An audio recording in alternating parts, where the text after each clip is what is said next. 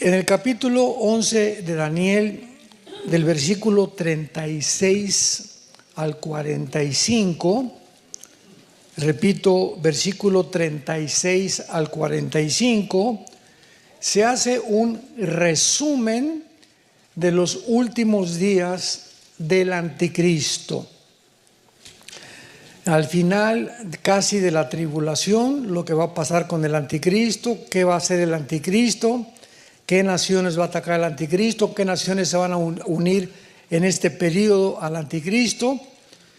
Y vemos en el versículo 40, bueno, el versículo 36 dice, y el rey, ponla ahí en tu Biblia, es el anticristo. De aquí al 45 es la persona del anticristo de una forma muy, pero bastante gráfica. El rey hará su voluntad y se ensoberbecerá, se engrandecerá sobre todo Dios. Ahí está ya, finalmente, no hay Dios más que Él.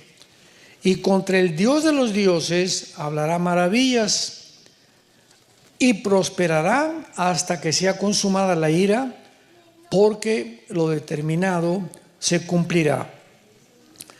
Del Dios de sus padres no hará caso, ni del amor de las mujeres, ni respetará a Dios alguno, porque sobre todo se engrandecerá. La palabra amor aquí en el hebreo es la palabra chemda. C-H-E-M-A-D de Daniel, H, chemda, como suena, y significa un deseo de placer. En otras palabras, hay grandísimas probabilidades, de acuerdo a este versículo, que el anticristo sea gay, que el anticristo sea un homosexual. Bueno, él, con el poco tiempo que va a tener, ¿verdad?, de gobernar, no le va a interesar nada, no va a fundar una familia, no va a tener hijos, no va a tener nietos, etcétera, etcétera, y probablemente tiene que ser forzosamente una persona degradada moralmente. Eso es lógico. Dice el versículo 38, honrará en su lugar al Dios de las fortalezas, que es la guerra, es el poder militar, Dios que sus padres no conocieron. Lo honrará con oro y con plata y con piedras preciosas. Con un Dios ajeno se hará de las fortalezas más inexpugnables y colmará de honores a los que le reconozcan, y por precio repartirá la tierra. Versículo 41, entrará a la tierra gloriosa. Esto nos habla que el anticristo casi al final de su tiempo, ¿verdad?, entra a Jerusalén, que es la tierra gloriosa.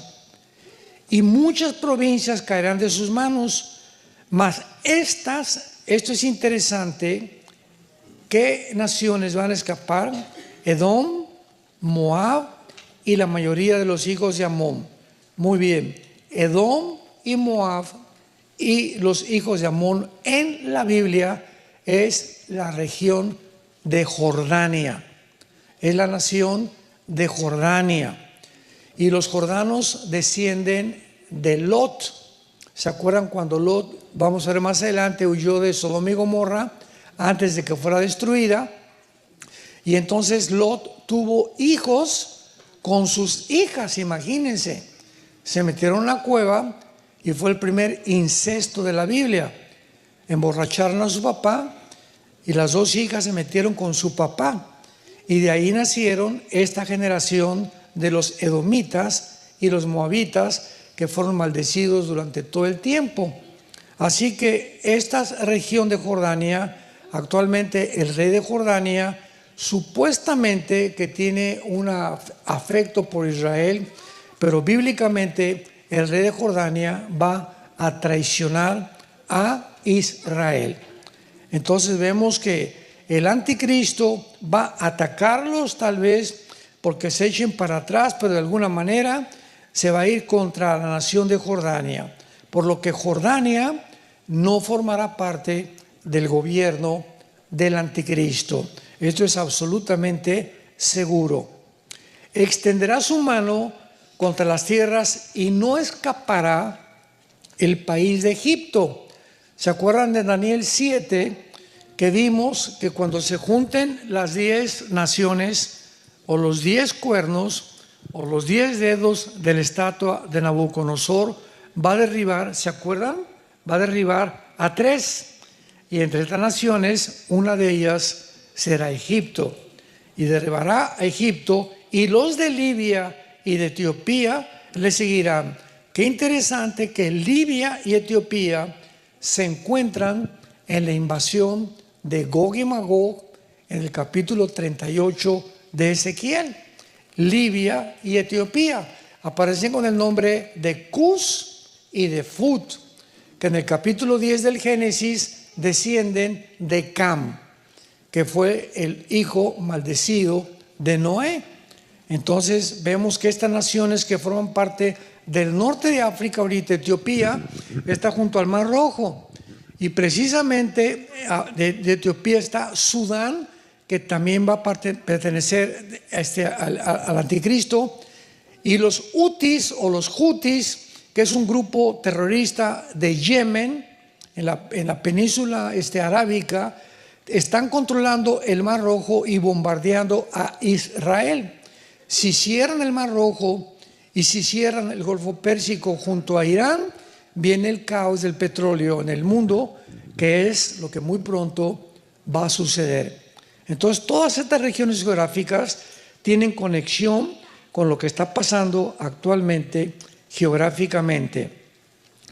Pero noticias del oriente y del norte lo atemorizarán. Y en Apocalipsis 16 dice la Biblia, versículo 12 en adelante, y será abierto el río Éufrates para que pasen los reyes del oriente a la tercera guerra mundial, que ahí aparece con el nombre del Armagedón.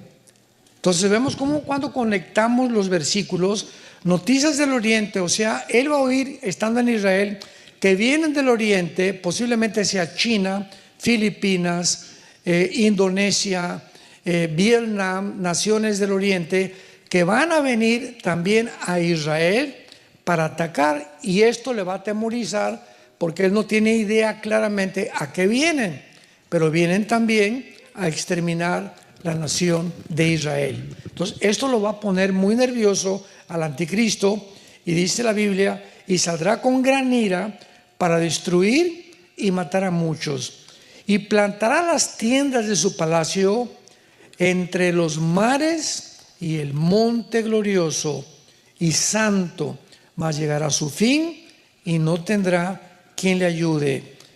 O sea, las tiendas, los cuarteles generales del anticristo estarán entre Jerusalén y el mar Mediterráneo, posiblemente en Gaza. La zona geográfica que se encuentra ahorita en disputa para tratar de poder establecer un doble estado en Israel, los palestinos y los judíos. Y en este momento les aclaro que nunca en la Biblia ha existido una nación palestina. Palestina es un nombre que un emperador romano le dio a Israel para borrar el nombre de Israel, a Eola, Palestina. Entonces, ya que llegaron en el 48 los judíos, es Israel. El diablo siempre ha tratado de borrar del mapa a Israel. Entonces, Palestina, nunca ha habido una nación con Palestina, nunca ha existido un pueblo palestino tampoco.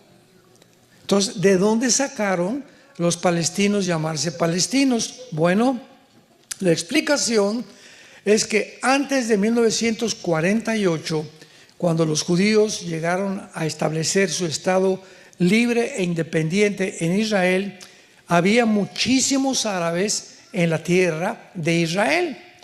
Entonces estos árabes fueron desalojados, no quisieron quedarse a fundar la nación de Israel y se fueron a Gaza. y en aquel tiempo, ¿verdad? Pues comenzó Gaza a ser ocupada por Egipto y después Jordania por la Cisjordania. Entonces todos estos árabes que estaban ahí comenzaron a llamarse palestinos para que las demás naciones árabes les dieran refugio los judíos y tuvieran los árabes a un pueblo dentro de Israel, porque Gaza pertenecía a Israel, y pudieran invadir a Israel tarde o temprano. Estos palestinos o árabes en Gaza duraron ahí hasta el año 2005. En el 2005 se forma ahí la Al-Fatah, o se forma la OLP Al-Fatah, la Organización para la Liberación de Palestino Al-Fatah, que funda Yasser Arafat, el líder terrorista más grande del siglo XX, que ya murió. Y entonces, cuando se forma en el 2005, los judíos habían colonizado ya casi toda Gaza, pues les mandan que salgan completamente de Gaza para que los palestinos se queden a gobernar Gaza. Y los judíos les dejaron gimnasios, les dejaron hospitales, les dejaron escuelas, les dejaron campos de fútbol y de diferentes cosas. Y cuando salieron los judíos para dejarles la tierra a ellos, quemaron las escuelas, quemaron los hospitales, quemaron los gimnasios, porque dijeron: no queremos que nada huela a judío. A pesar de que les dieron la tierra, Israel en el 2008 les permite que entren los árabes palestinos de Gaza a Israel a trabajar. Imagínense, les da trabajo a ellos, les permite que poder entrar al ejército, les permiten que podían tener todo menos votar, y les permiten que puedan tener casas y trabajar dentro de Israel. Y son todos estos árabes palestinos los que entraron a Israel desde el 2007-2008, los que hicieron la matanza del 7 de octubre. Porque estaban espiando cuando los soldados entraban, cuando salían, y agarraron a Israel en un sábado que estaban celebrando la fiesta de Hanukkah, una fiesta sagrada para Israel, y mataron a más de 1,250 civiles. Se llevaron de rehenes a 250 bebés. Nunca en la historia está prohibido por el Instituto de Criminología de la Guerra llevar rehenes, tomar rehenes niños.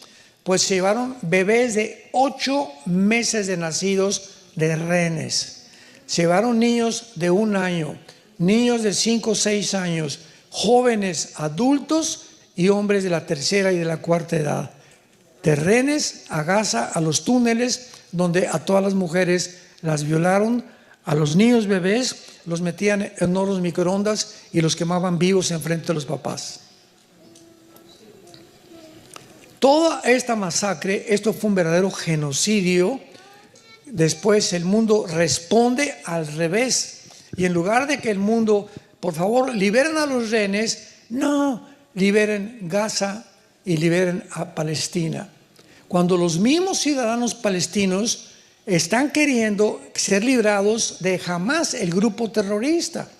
Entonces el pueblo palestino está sufriendo, como el pueblo de Venezuela del gobierno, como el pueblo de México del gobierno, como el pueblo de Cuba del gobierno. Los palestinos están sufriendo del gobierno que lo tomó Gaza, un grupo de terroristas, los que se llama Hamás. Y andan con sus banderas desde el río hasta el mar: liberen a Palestina, libérenlos de Hamás, por el amor de Dios. Bueno, todo esto, ¿verdad?, ha sido una campaña diabólica para tratar de distorsionar la realidad, la historia. Y como dicen, ¿verdad?, tienes que ir a la tierra de Israel para conocer la verdad. Toda la información que tenemos, ¿de dónde viene? De los medios de comunicación.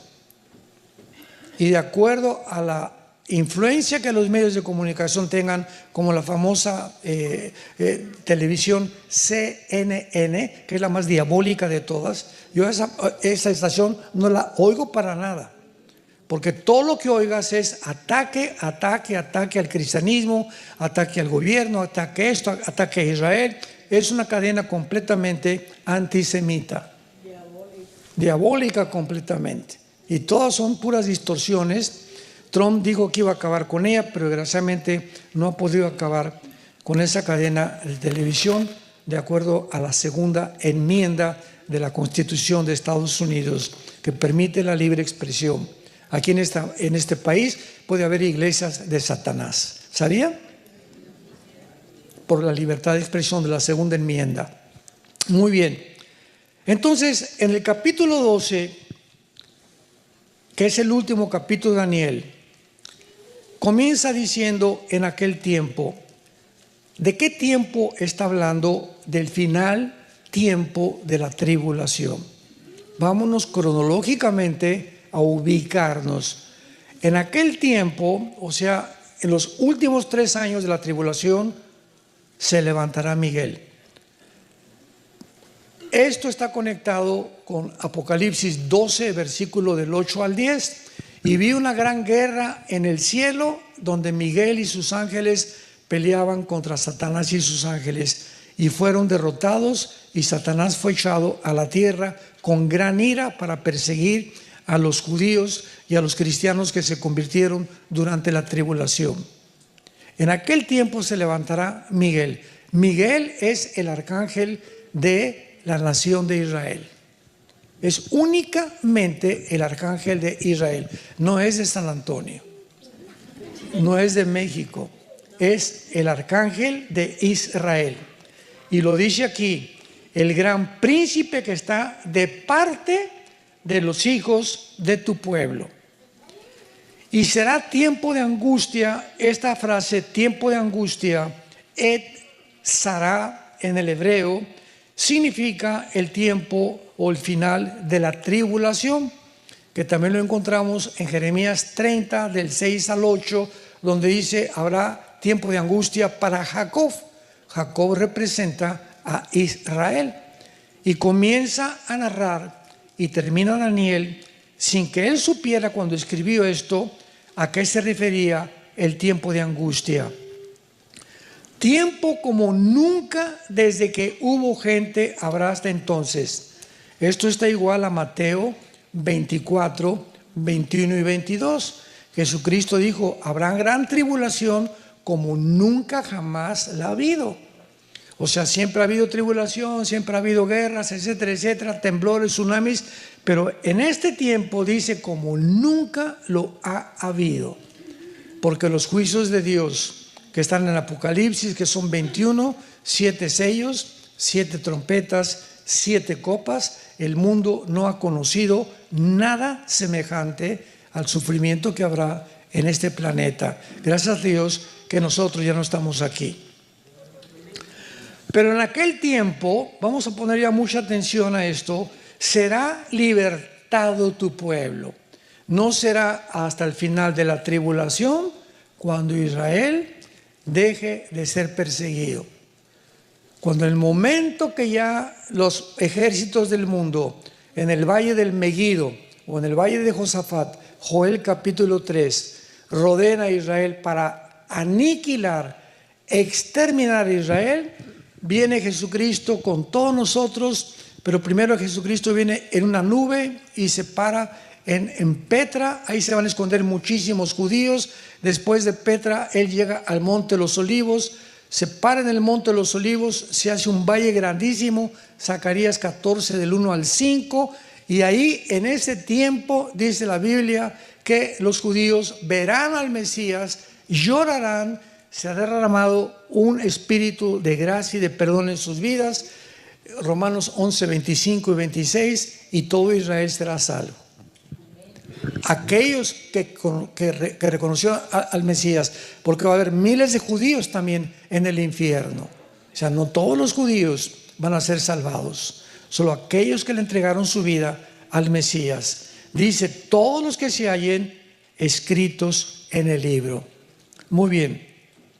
Y muchos de los que duermen en el polvo de la tierra serán despertados. Y aquí vemos una resurrección en la venida de Cristo. En la Biblia hay dos resurrecciones. Juan capítulo 5, dijo Jesucristo: ven en la hora cuando todos los que están en los sepulcros oirán la voz del Hijo del Hombre, unos para vida eterna, otros para condenación eterna. Ahí parecería que las dos resurrecciones son iguales, o hay una similitud en la resurrección, o serán el mismo día.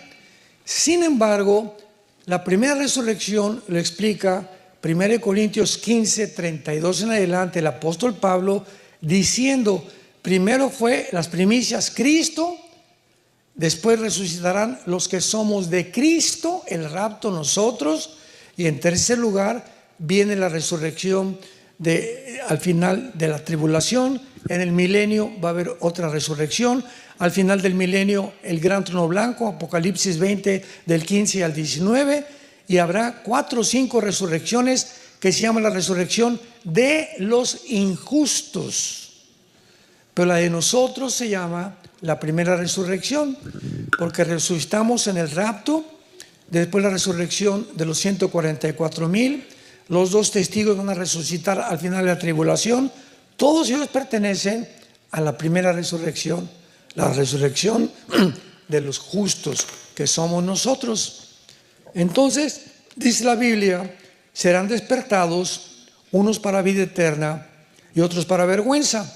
En el rapto, ¿quiénes vamos a resucitar? Esto es muy importante. No todos. Tú te vas a quedar, a ver. Yo no dije quién, ¿verdad? En el rapto vamos a resucitar solamente los cristianos desde Pentecostés hasta nuestros días. Los santos del Antiguo Testamento van a resucitar después de la tribulación, o sea, los judíos. ¿Cómo lo sabemos? Porque en primera de Tesalonicenses 4, del 10 al 17, que habla del rapto, dice: y los que son de Cristo resucitarán. Los que somos de Él, los que estamos en el cuerpo de Cristo, que es la iglesia, somos un cuerpo bautizados en el cuerpo de Cristo. Él es la cabeza, nosotros unos el pie. Dice 1 Corintios capítulo 12, otros la nariz, otros la oreja, pero el cuerpo de Cristo se conforma con Él como la cabeza, y este cuerpo, la iglesia, no existía en el Antiguo Testamento. En el Antiguo Testamento no había nacido de nuevo. No había, repito, el Espíritu Santo entraba a una persona y se salía de la persona. La iglesia es la morada ahora del Espíritu Santo, habitando entre nosotros. Entonces, desde el rapto a nuestros días, solamente los cristianos que le entregaron su vida y siguieron a Jesús, vamos a ser arrebatados y no vamos a experimentar qué es morir. Porque el rapto era un misterio. 1 Corintios 15, 52, 53. Y aquí os digo un misterio, dice Pablo: muchos que estamos dormidos no vamos a dormir, no vamos a morir. ¿Qué es el rapto? Una generación de seres humanos que no vamos a atravesar la muerte. De repente, ahorita saliendo, mañana, no sé, un mes, un año, miles de personas desaparecieron del mundo. Pilotos que van a chocar porque los aviones, el piloto era cristiano y se chocó el avión. Congestionamiento en las carreteras de tránsito, los hospitales vacíos de bebés, porque todos los bebés y todos los niños menores, ¿verdad?, de 5, 6, 7 años desaparecerán. Jesús dijo: el reino de los cielos, dejad que los niños se acerquen a mí. Los niños le pertenecen a Dios, son los que se van a ir con nosotros. Va a haber una confusión impresionante en el mundo y van a tener que contestar: se los llevaron los ovnis. Va a ser la respuesta de los científicos a la desaparición de millones de personas en el mundo. Versículo 3: y los entendidos, sakal en el hebreo, sakal es la palabra entendidos, que significa los que están, escuchen esto, los que están conscientes de la realidad. O sea, todo el mundo vive una fantasía. Platicábamos del Foro Económico Mundial, que son los mejores genetistas, políticos, diplomáticos, politólogos, ex embajadores y presidentes, creyendo que van a crear una raza superior. Viven, ¿verdad?, completamente peor que marihuanos. Yo siempre les digo, son marihuanadas. No viven la realidad. ¿Quién es la única persona? Porque hay personas que viven, son muy, muy positivas, otros que son muy, muy negativas, y el cristiano no es ni muy positivo ni muy negativo. El cristiano vive en medio. El balance es el estado perfecto del ser humano. Y este balance, estar en medio, ni para acá ni para allá, sino en medio, es la única forma que se logra teniendo a Cristo como tu Salvador. Y somos los que debemos de vivir la realidad. Somos los que estamos conscientes de lo que está pasando en el mundo. Y no nos extraña ni nos asusta ya nada. Cayó el dólar, que cayó esto, que el petróleo, no nos asusta nada. La paz que sobrepasa todo entendimiento guarda nuestros pensamientos en nuestro corazón en Cristo Jesús. Porque mi Señor me dice, nunca te voy a dejar, nunca te voy a abandonar. Entonces, ¿por qué te asustas? ¿Por qué temes, hombre? El temor a Dios es lo que nos mantiene tener paz en el corazón. Y da una señal el Espíritu Santo, versículo 4, que en los últimos tiempos el mundo, la ciencia, el conocimiento aumentará. Como ya lo vimos en las conferencias pasadas, el siglo XX fue el resurgimiento completamente de la ciencia nuclear, de las medicinas, se inventó la televisión, los focos, las píldoras anticonceptivas, todo se inventó a partir del siglo XX. Culminó con los satélites de comunicación, culminó con el iPhone en el 70, las computadoras, los chips, las iPads y todo lo que estamos ya ahorita en el siglo XXI, que ya ahorita nada nos sorprende, y llegamos hasta la inteligencia artificial, que es lo último que el ser humano va a llegar, donde será usado por Satanás la inteligencia artificial, tarde o temprano, y por el anticristo. Ahora bien, dice el versículo 5, y Daniel miré, y otros dos que estaban en pie, el uno a este lado del río y el otro al lado del río. Daniel estaba en el río Tigris. El río Tigris y el río Éufrates corren principalmente desde Turquía y desembocan en el Golfo Pérsico. Son casi 2000 kilómetros lo que tiene el río, y Daniel se encontraba ahí en Medio Oriente, en el río Tigris, y dice Daniel que entonces vio un ángel en el río, uno de este lado de la orilla del río y otro lado del otro lado del río. Y de repente vio a uno flotando sobre las aguas, a un tercer ángel parado, versículo 6, varón vestido de lino, que estaba sobre las aguas del río, y le preguntó a Daniel, ¿cuándo será el fin de estas maravillas? O sea, ¿hasta cuándo terminará la persecución contra nosotros? ¿Cuándo terminará su plan Dios para Jerusalén, el templo y los judíos? Y el varón vestido de lino, que estaba sobre las aguas del río, alzó su diestra y su siniestra al cielo. Hizo esto, su diestra y su siniestra. Nunca en el Antiguo Testamento una persona para jurar levantaba las dos manos, siempre levantaban una mano. Nosotros, por ejemplo, un presidente cuando va a jurar, jura sobre la Biblia, ¿verdad? Y nada más pone una mano, no pone las dos. Pero cuando son las dos manos, implica algo sobrenatural. O sea, el que estaba jurando era un ángel del cielo, y confirmaba con levantar la mano izquierda y la mano derecha que lo que va a decir es y viene directamente del trono de Dios. Alzó su diestra y su siniestra y juró. Fíjense nada más, a nosotros se nos prohíbe jurar, ¿se acuerdan?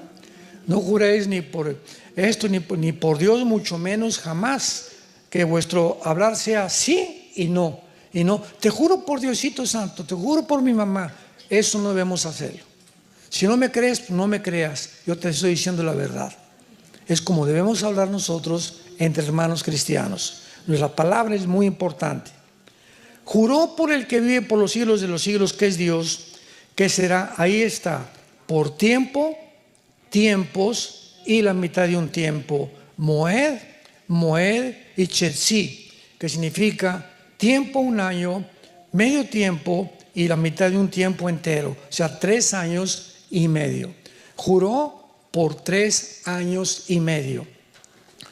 Y cuando se acabe la dispersión o la persecución del poder del pueblo santo, cuando se acabe la persecución de los judíos, todas estas cosas serán cumplidas. ¿Cuándo será el final de la persecución? Hasta que Cristo regrese. Hasta que Cristo regrese, el pueblo judío y nosotros seremos perseguidos. Y hasta ese momento se van a terminar, porque ya reinaremos con Cristo durante 1000 años. Y Daniel contestó: yo oí, mas no entendí.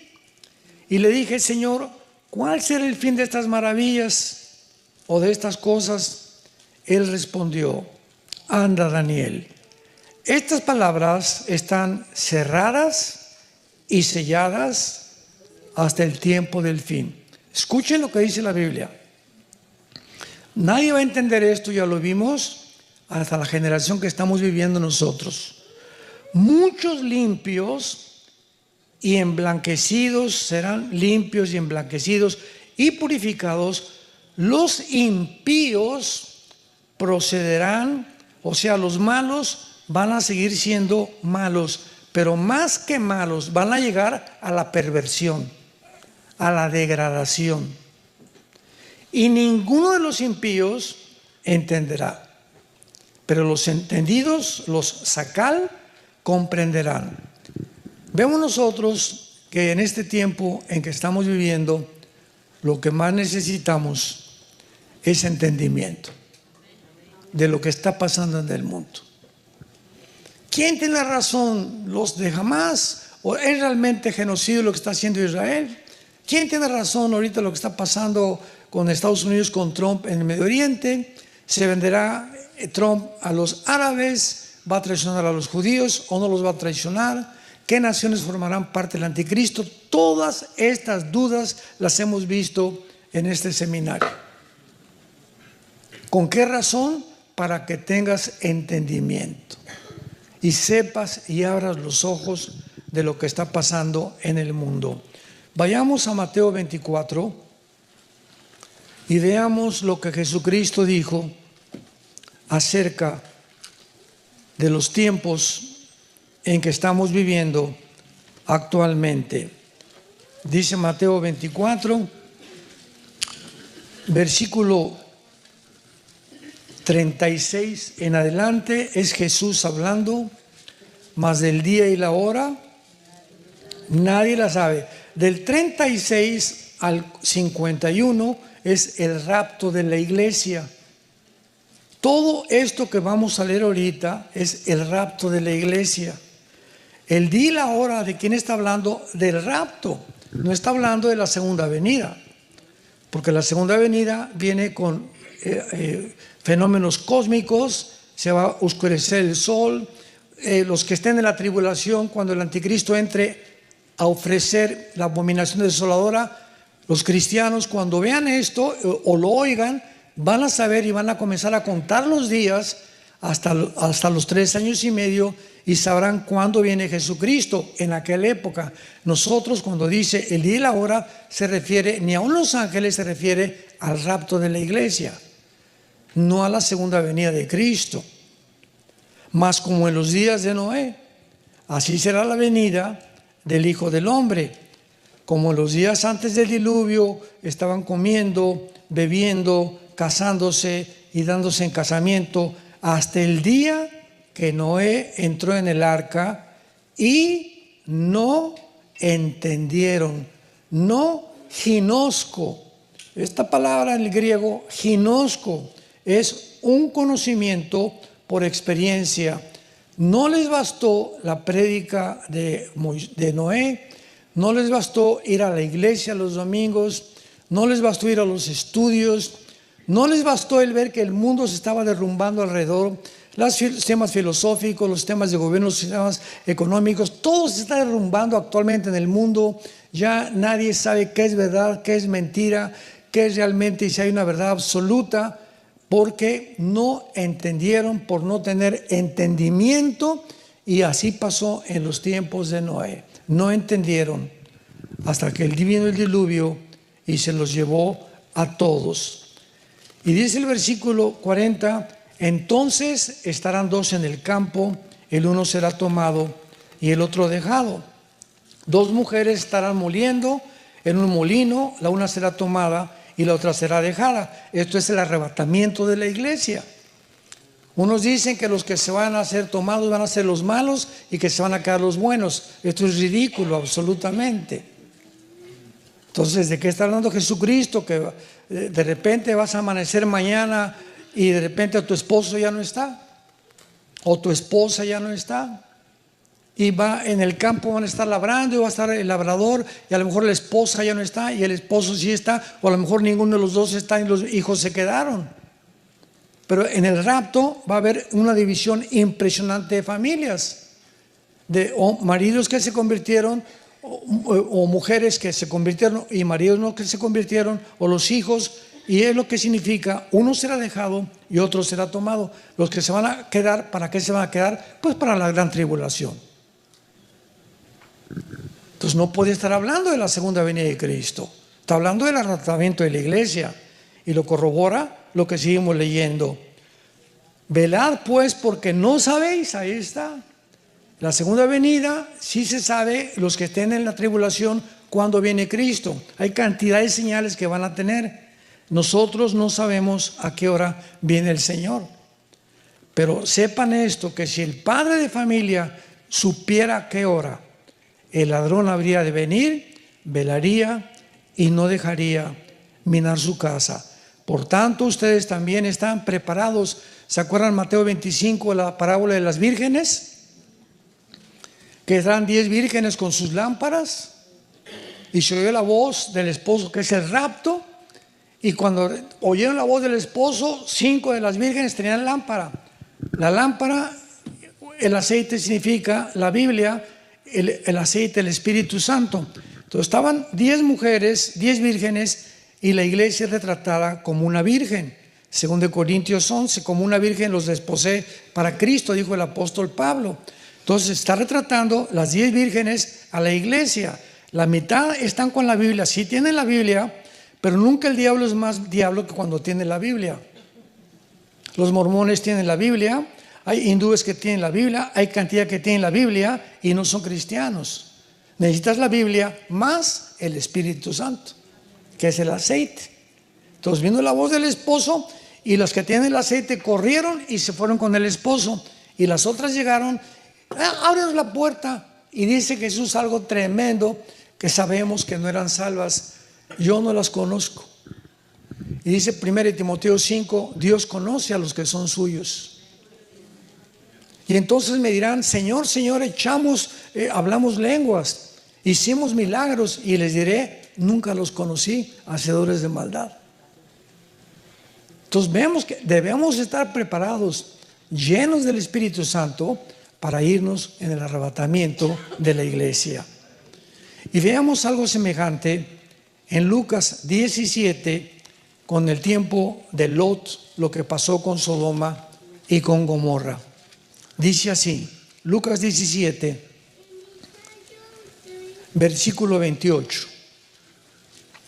Asimismo, otro ejemplo, ¿cómo sucedió en los días de Lot? Comían, bebían, compraban, vendían, plantaban, edificaban. Pregunta, me detengo aquí. ¿Es pecado comer? ¿Es pecado beber? ¿Es pecado plantar y edificar? ¿Por qué se usan estas palabras que no son pecado como ejemplo de lo que la gente estará ocupada cuando venga Jesús. Porque lo vimos en Mateo 24. Comían, bebían igualmente, plantaban, se casaban. No hay pecado con todo esto. Pero dice, no entendieron. O sea, comían, plantaban, vivían, se casaban sin tener en cuenta a Dios. Hay muchas cosas que la gente hace. Yo no peco, pero no tienen en cuenta a Dios. Viven sin Dios. Son peor que los ateos. Entonces, no implica muchas veces el ser muy malo para que tú te puedas condenar. Porque hay personas, ¿verdad?, que no creen en Cristo, o perdón, al revés. Hay personas que dicen que creen en Cristo, pero viven como ateos. Su Biblia la leen solamente el domingo o una vez a la semana.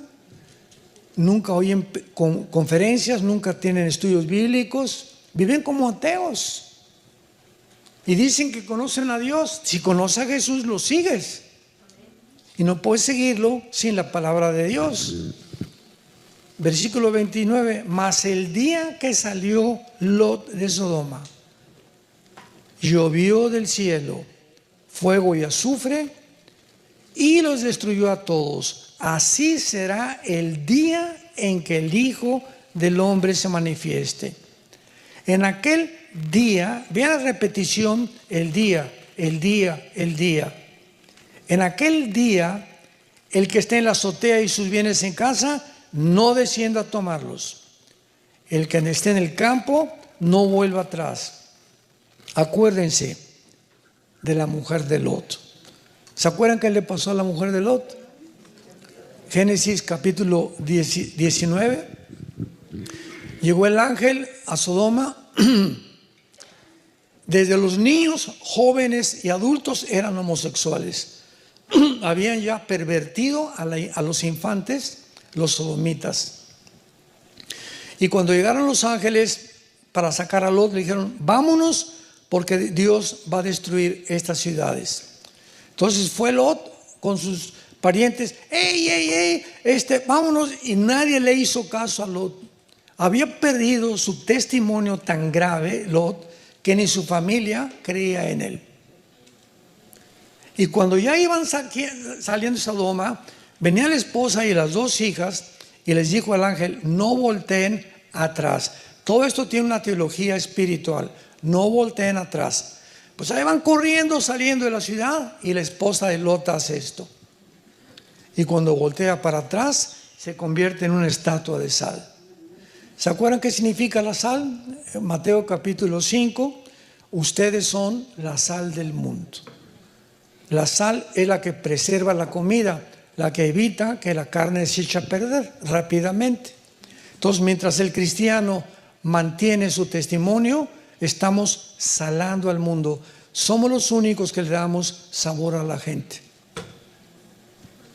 Los que podemos darle sabor para vivir a la gente. Y cuando una persona como la esposa de Lot voltea para atrás, ¿qué significa? Que el corazón de la esposa nunca estuvo en Dios. Ella volteó y quería ver dónde estaba su mundo, su salón de belleza, etcétera, etcétera, sus vestidos, su dinero, todo aquello, porque su corazón estaba en el mundo. Realmente hay cantidad de mujeres y de hombres que no están esperando con ansias. Muchos dicen, ay, pero yo quisiera que venga entre 10 años porque quiero comprar un coche y me falta comprar una casa y quiero ver a mis hijos, a mis nietos crecer. Por el amor de Dios, hermanita, hermanito, ya crezcamos, ya seamos maduros. Cuando vamos con Cristo, tus nietos van a estar mejor, vamos a tener mejores cosas. Si tu corazón está en este mundo y tus ojos están en este mundo y en las cosas del mundo, es porque no amas a Dios. El que ama al mundo no ama a Dios. Almas adúlteras, ustedes aman más a Dios, al mundo que a Dios. Dice Santiago, 1 Juan capítulo 2. Y si tenemos ese concepto de la vida, dice, acuérdense la mujer de Lot. O sea que cuando venga Jesucristo, va a haber muchos cristianos con su corazón y su mirada en el mundo. Se van a quedar. La esposa de Lot no salió, ahí se quedó congelada como una estatua de sal, como un ejemplo para antes de que venga Jesucristo. Ahora, si la Biblia está comparando dos épocas, que es la de Noé y la de Lot, es interesante que vayamos al capítulo 6 del Génesis y podamos entender ya con más profundidad por qué Dios compara la época de Noé y por qué comparó la época de Lot. En la época de Noé, antes del diluvio, los ángeles caídos, de acuerdo al libro de Enoc, bajaron al monte Hermón, que es la frontera entre Siria e Israel, y atacaron a las mujeres, hijas de los hombres, y de alguna manera alteraron la genética humana. Es el primer intento del transhumanismo en el capítulo 6 del Génesis. Y de esta mezcla, ángeles, mujeres humanas, procrearon gigantes de 4 o 5 metros de altura, llamados los Nefilim, que lo dice el versículo 4 de Génesis 6. Había gigantes en la tierra. Después que se llegaron, o sea, después que se mezclaron los hijos de Dios a las hijas de los hombres y les engendraron hijos. Y la palabra gigantes es la palabra hebrea Nepilim, con H intermedia, que significa los caídos. Viene la raíz napal, que significa caerse. ¿Quiénes son los caídos? Los ángeles caídos que cayeron con Lucifer. Bueno, produjeron gigantes con 12 dedos en las manos y 12 dedos en los pies.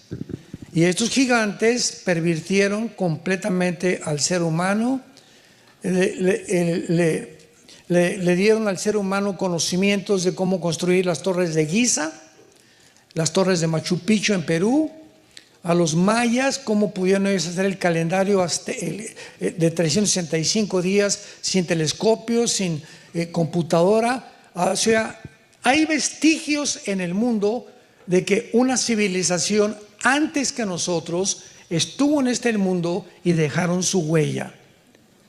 Y esta civilización que estuvo antes de nosotros, le llaman en Discovery Channel, en el National Geographic, le llaman los extraterrestres. Que de alguna forma fueron extraterrestres, pero son los ángeles caídos que habitaron el mundo durante 1000 años antes del diluvio. Pero vean ustedes las características en el versículo 6 de esta generación. Génesis 6:5. Vio Jehová que la maldad de los hombres era mucha en la tierra y que todo designio de los pensamientos del corazón de ellos era de continuo hacia el mal. Versículo 11 y 12. Y se corrompió la tierra. Esta palabra corromper es la palabra hebrea sachat, con S de Samuel y CH. Sachat se pronuncia, que significa corrupción moral.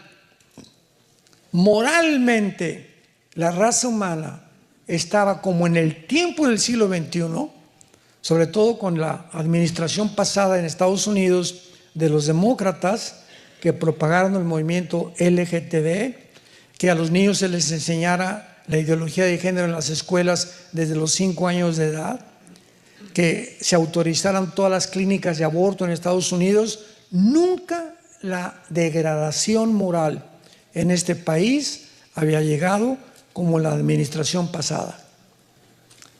Se corrompió la tierra y estaba la tierra llena de Hamás. De Hamás.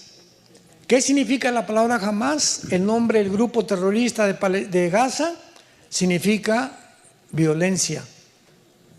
Qué interesante. Y estaba la tierra llena de violencia. La palabra Hamás en el hebreo. Y Dios miró la tierra y estaba corrompida porque toda carne había corrompido su camino sobre la tierra. Esta degradación moral a la que hemos llegado no tiene nombre. Acordémonos en Daniel, que dice que cuando los transgresores, Daniel 8, 23 al 25, cuando los transgresores lleven al colmo, se levantará un rey altivo que es el anticristo. Yo le pregunté a Dios hace algunos años, ¿cuándo se podría decir, Padre, que hemos llegado al colmo de los pecados? O sea, siempre ha habido homosexualismo, siempre ha habido degeneramiento con la tierra, etcétera, etcétera. ¿Cuándo se puede decir que ya llegamos a derramar la gota del vaso de agua, en la que tú dices, voy a tener que intervenir, como lo hiciste en el diluvio y como lo hiciste en Sodoma y Gomorra? Les voy a decir cuándo. Cuando desde el año pasado comenzaron a planear que se va a consumar en el siglo 20, en el año que sigue, 2026, autorizar y legalizar la pedofilia. Ahí ya no tiene nombre como seres humanos lo que quieren hacer, legalizar las relaciones sexuales con niños menores de edad. Que ya puedes violar a un niño de 5 o 6 años y no te vas a la cárcel. O que se pueden casar un hombre de 25 años con una niña de 10 años de edad, que en algunos países ya lo están haciendo. ¿Saben quién lo va a legalizar? Las Naciones Unidas. El año que entra quieren legalizar la pedofilia. Se propuso durante la administración, primero de Obama y después pasada con el presidente Biden, no se llevó a cabo, la detuvo el presidente Trump y vuelven otra vez a querer legislar las Naciones Unidas, legalizar la pedofilia en el mundo. Jesús dijo, el que se meta con un niño, más vale que se amarre una piedra en el cuello y que se eche al río. No hay mayor crimen para Dios que adoctrinar, pervertir, echarle a perder a un niño su vida sexual, su mente, porque son traumas que son años para que él pueda recuperarse y recuperar la salud mental, que hacer esto con un niño no tiene perdón de Dios. Ya no se puede llegar a más profundidad de pecado y de degradación moral. Y rápidamente, antes de terminar, Isaías 27 nos lo dice claramente. Rápidamente, para terminar, en Isaías 24, encontramos estas palabras que describen el final de la humanidad. Lean en su casa todo Isaías 24. Describe la caída de la humanidad. Pero vean las 3 razones por las cuales el mundo va a ser maldecido para que suceda lo que va a suceder. Dice versículo 4 al 6, Isaías 24, versículo 4, se destruyó, cayó la tierra, enfermó, o sea, están enfermos ya, cayó el mundo. Enfermaron los altos pueblos de la tierra y la tierra se contaminó bajo sus moradores. Número 1, porque traspasaron las leyes. Número 2, falsearon el derecho. Y número 3, quebrantaron el pacto sempiterno. Por esta causa, la maldición consumió la tierra. La tercera cosa, quebrantaron el pacto eterno, es el pacto del matrimonio. Es el pacto de la familia. Lo primero que Dios instituyó fue el matrimonio con Adán y Eva. El matrimonio es la institución más santa, más sagrada que existe en la Biblia, el matrimonio. Porque es el matrimonio donde se producen la familia, un hombre, una mujer, los niños y la descendencia y los nietos o bisnietos, tercera y cuarta generación.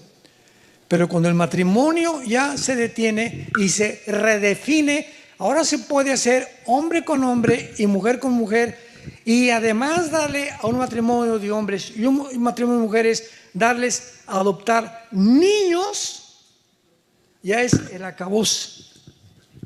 Ya están enfermos, completamente enfermos.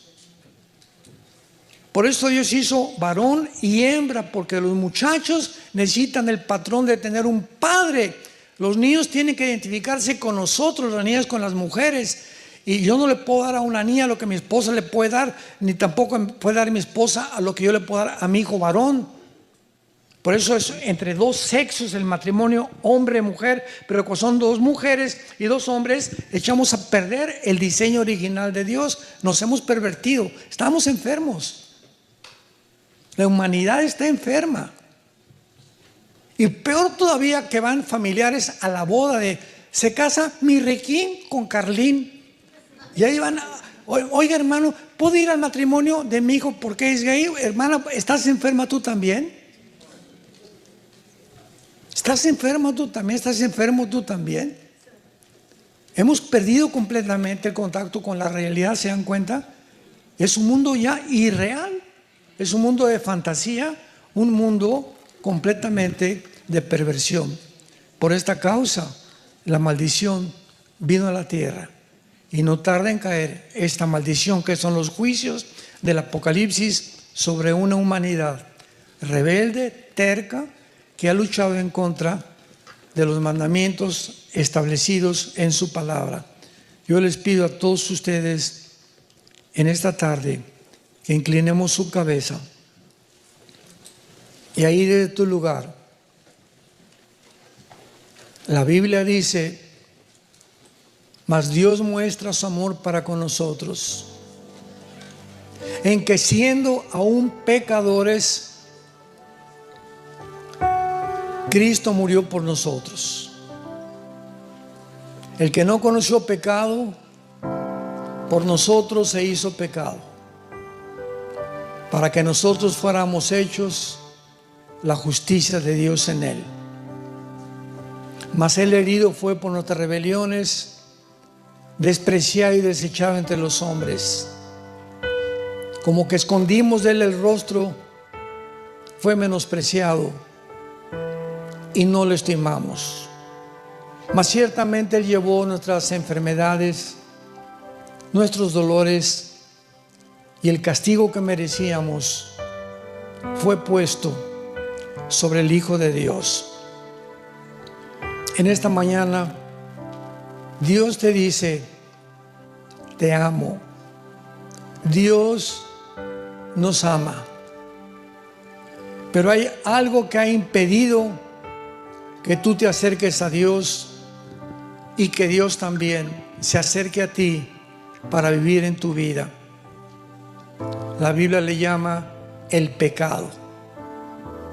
Este pecado Cristo lo quitó de en medio, y cuando recibes a Cristo en tu vida, Él abre el camino por medio de su sangre hacia la cruz. Porque fue en la cruz donde Dios se encuentra con el ser humano pecador